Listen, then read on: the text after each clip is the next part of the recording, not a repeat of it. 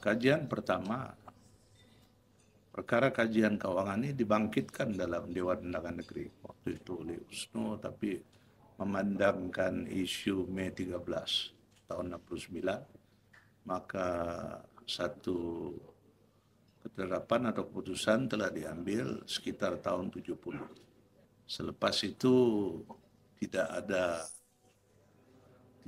banyak development. Minyak sudah ditemui di Balikpapan, ditemui di Brunei, dan oleh kerana kita dalam satu pulau, di Miri sudah ada minyak di darat, begitu juga di Brunei, di Syria minyak di darat. Jadi minyak di laut ini mula-mula ditemui di Brunei. Lepas itu, kalau saya tidak silap di Balikpapan, maka Kerajaan Sabah pada waktu itu di bawah Tun Mustafa sudah menandatangani perjanjian dengan syarikat-syarikat Jepun dan sebagainya untuk mencari minyak. Tapi timbullah masalah bila akta pembangunan petroleum yang dibawa ke Parlimen pada tahun 74. Walaupun masa itu dari segi perundangan adalah status negara kita masih di dalam emergency darurat, maka akta ini, dan dengan tidak senangnya kerajaan pusat dengan kerajaan negeri Sabah waktu itu, maka Parti Wijaya ditubuhkan, dan tahun 76 kita nampak pemerintahan kerajaan USNO dan Perikatan habis dan timbullah Berjaya. Menurut Tan Sri Simon Sipaun, dia masih ada sekarang ini, boleh kamu dapat confirmation dari dia. Sehingga saya bersarah, Kuala Lumpur tidak pernah menjawab. Jadi soalan siapa yang mula membangkit, perkara ini sudah lama wujud. Tapi apabila Tun Mahathir menjadi Perdana Menteri, benda-benda seperti ini ditekan dari segi penyebaran, kefahaman, kesedaran, semua ini ditekan dalam mana kita berada dalam kawasan gelap dari segi maklumat. Sehingga bila mana kita adakan forum yang pertama tahun 2015 di UMS, Tan Sri Muhammad Syafiee Abdullah, salah seorang peguam yang kanan daripada Kuala Lumpur, dia tanya dengan saya, dari mana kamu dapatkan buku laporan IGC 62 dan perjanjian Malaysia? Kerana dua dokumen ini tidak ada dijual di Semenanjung, sama ada di Jabatan Cetak Kerajaan maupun di perpustakaan, termasuk perpustakaan yang paling terbaik waktu itu, Universiti Melaya. Ini dari Tan Sri Syafiee sendiri. Jadi kita nampak pada waktu itu ada usaha untuk menyembunyikan fakta dan sejarah. Bukan saja pembentukan Malaysia, tapi syarat-syarat pembentukan Malaysia.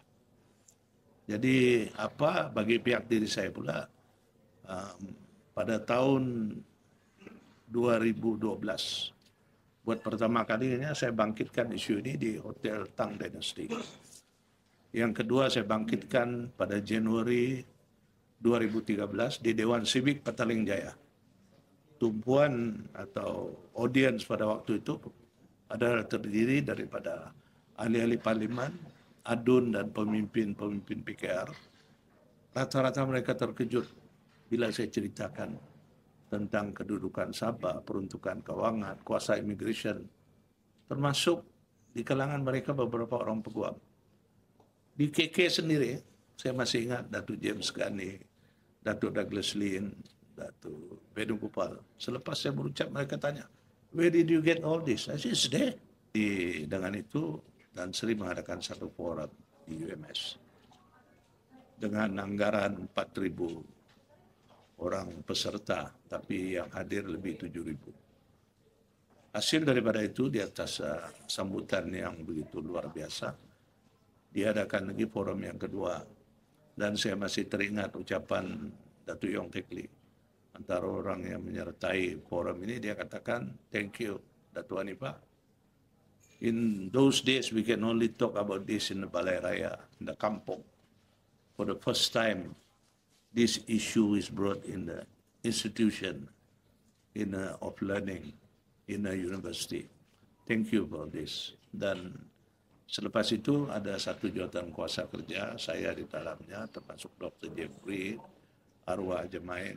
Kita siapkan satu memorandum yang dihantar pada Perdana Menteri waktu itu, Datuk Najib. Dan Datuk Najib mengarahkan pembentukan jawatan kuasa kabinet untuk mengkaji.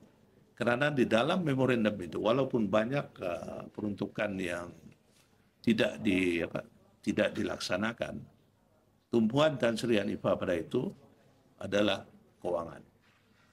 Alasannya, yang lain itu tidak penting, yang paling penting keuangan. Karena kalau kita punya keuangan yang cukup, kita boleh bangunkan Sabah ini, kita boleh majukan Sabah. Jadi penekanan kita beri pada peruntukan keuangan. Tan Sri Hanifah dilantik sebagai co-chairman bersama dengan Nancy Shukri. Dan pada Mac 2018, Tan Sri Hanifah ada mengeluarkan kenyataan di dalam media, saya akan keluar daripada UMNO sekiranya UMNO gagal melaksanakan apa yang terkandung dalam memorandum. Dan saya percaya 6 bulan lepas itu dia keluar daripada UMNO. Kerana UMNO gagal melaksanakan. Dan pendekatan Tan Sri Hanifah, isu ini bukan milik kerajaan. Isu ini milik rakyat. Isu ini milik semua anak Sabah. Maka dia menjemput saya waktu itu daripada PKR. Wakil PAS dijemput. SAPP dijemput. Dr. Jeffrey, kalau saya tidak silap waktu itu, di dalam UBM. Semua orang dijemput untuk merakyatkan isu ini. Supaya semua golongan dan lapisan anak Sabah turut menyertai dalam isu ini. Pasukan Sabah pula diganti dengan Peguam Negeri waktu itu, Datuk Nur Asia, dan Peguam Negeri sekarang, Brandon. Dan mereka telah berhujah untuk menyokong permohonan daripada Sabah Law Society. Jadi isu mereka tidak isu kerajaan negeri ini tidak menyokong di peringkat awal mungkin berasas kerana itu yang dikeluarkan oleh Tunku Puat semasa dalam mahkamah dan juga dalam sidang media selepas itu. Tapi apapun kesalahan, kesilapan, saya pun tidak tahu apa yang berlaku. Boleh kena tanya balik pihak-pihak yang tertentu. Tapi gambaran saya sebagai orang luar, apa yang berlaku, apa-apa kesilapan jika ada sudah diperbetulkan. Dalam mana dua orang ini, Peguam Negeri pada waktu itu dan juga sekarang Peguam Negeri yang sekarang ini, dua-dua itu menyokong permohonan Sabah Law Society. Lebih daripada itu, seperti yang dinyatakan oleh mantan Presiden Sabah Law Society, Saudara Roger Chin. Dia menyatakan bahawa kerajaan negeri telah banyak membantu dengan memberikan rekod-rekod pembayaran, sejarah dan sebagainya. Dan apa-apa bayaran, termasuk bayaran di bawah bajet yang terkini, 600 juta, telah diisytiharkan oleh mahkamah sebagai tidak sah dan terbatal. Kalau tidak ada keputusan di antara dua ini, maka diperuntukkan di bawah perlembagaan kita lantikan orang tengah atau arbitrator. Jadi kalau tidak ada sepakatan, persetujuan di antara kerajaan Sabah dengan kerajaan Malaysia, maka kita lantik international arbitrator untuk memutuskan perkara ini. Kalau cukup keuangan, insyaAllah boleh selesai.